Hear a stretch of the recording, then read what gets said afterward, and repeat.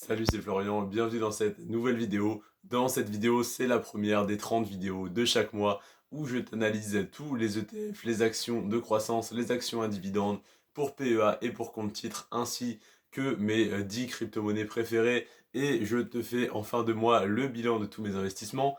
On attaque aujourd'hui avec la première vidéo de cette série de 30 vidéos, comme tous les mois, avec le top 5 ETF pour PEA en août 2022.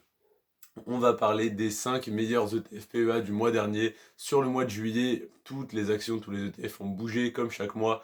On a les 5 ETF qui ont le mieux performé que je te recense dans cette vidéo et les 5 qui ont le moins bien performé, qui ont le plus baissé que je te recense dans la vidéo de demain. Pourquoi ces deux vidéos-là? Celle d'aujourd'hui pour te dire lesquelles ont le mieux performé et donc si tu en as, peut-être que c'est intéressant de les revendre ou peut-être en tout cas qu'il ne faut pas renforcer ce mois-ci. Et si jamais tu es intéressé pour en acheter, regarde plutôt la vidéo de demain où je te présenterai ceux qui ont le plus baissé ou du moins ceux qui ont le moins augmenté ce mois-ci et qui sont donc les plus intéressants à acheter. On attaque avec le premier des 5 plus intéressants à acheter ce mois-ci, c'est le Lixor Daily Leverage CAC 40. C'est donc un ETF sur le CAC 40 avec un effet de levier x2 appliqué tous les jours. Donc quand le CAC 40 fait plus 2%, eh bien il fait plus 4%. Quand il fait moins 1,3, il fait moins 2,6, etc., etc. Donc là, cet ETF, il a fait plus 6,7% sur le mois de juillet. Donc à l'analyse que j'ai fait fin juillet pour te faire cette vidéo sur le mois d'août, et bien sur le mois de juillet on était à plus 6,7% et sur les 10 dernières années on est à plus 320%.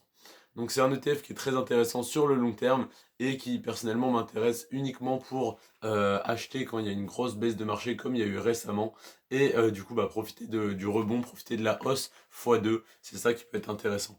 Donc là on a une grosse baisse depuis 6 mois, ce mois-ci c'est le début du rebond donc ça peut encore être intéressant de rentrer sur celui-ci, mais évidemment il faut toujours garder tes précautions. Donc 6,7% de croissance en un mois et 320% sur 10 ans.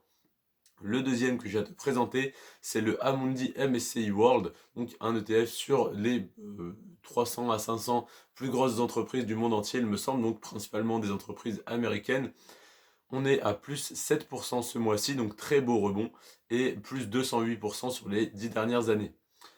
Ensuite, on a le Lixor Stocks Europe 600 Technologies, donc un ETF sur les plus grosses entreprises européennes sur le secteur de la technologie.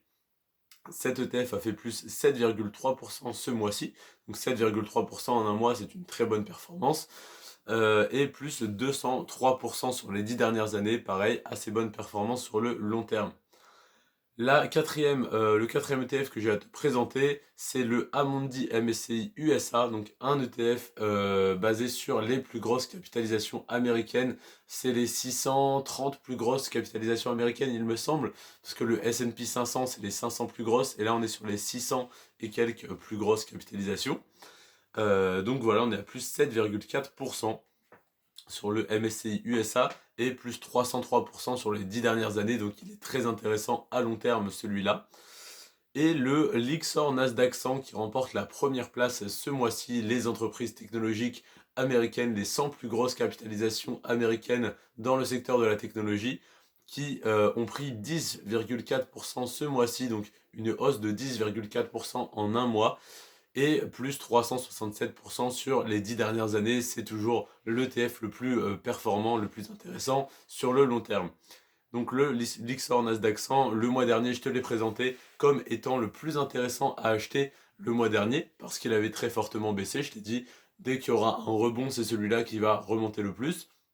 C'est pas que je suis devin, c'est que ça se passe toujours de la même manière. Ceux qui baissent le plus repartent le plus fort à la hausse. Donc si tu as suivi mon conseil le mois dernier d'investir sur le Nasdaq 100, tu as fait aujourd'hui en 30 jours plus 10,4%.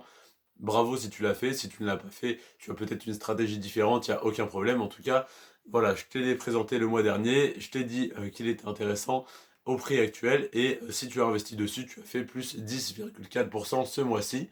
Et dans tous les cas, à long terme, même si tu l'achètes aujourd'hui, ça devrait être intéressant sur les 10 prochaines années. Parce que comme sur les 10 dernières années, ça a fait plus 367%, on peut espérer une quand même assez bonne performance pour les 10 prochaines années, peu importe le contexte économique, peu importe les crises, les guerres, etc. La technologie continue de se développer. Donc voilà pour le top 5 des ETF pour PEA en août 2022, c'est les 5 qui ont le mieux performé. On attaque demain avec la deuxième vidéo de cette série avec le top 5 ETF pour PEA à acheter en août 2022. Comme je te disais, le mois dernier, je t'ai fait des recommandations, par exemple sur le Nasdaq 100 qui ce mois-ci a pris 10,4%. Et bien ce mois-ci, je vais te refaire des recommandations et on verra le mois prochain ce qu'il en est. Et donc je vais simplement te présenter parmi les 10 ETF qui m'intéressent. Là, je t'ai présenté les 5 qui ont le mieux performé. Je vais te présenter les 5 autres qui ont le moins bien performé ce mois-ci.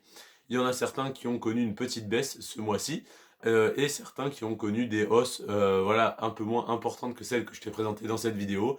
Et donc, c'est potentiellement les ETF les plus intéressants à acheter ce mois-ci. Donc, à demain à 17h, on se retrouve pour cette vidéo, le top 5 des ETF pour PEA à acheter en août 2022. C'était Florian sur ce Prends soin de toi et de tes finances. Ciao.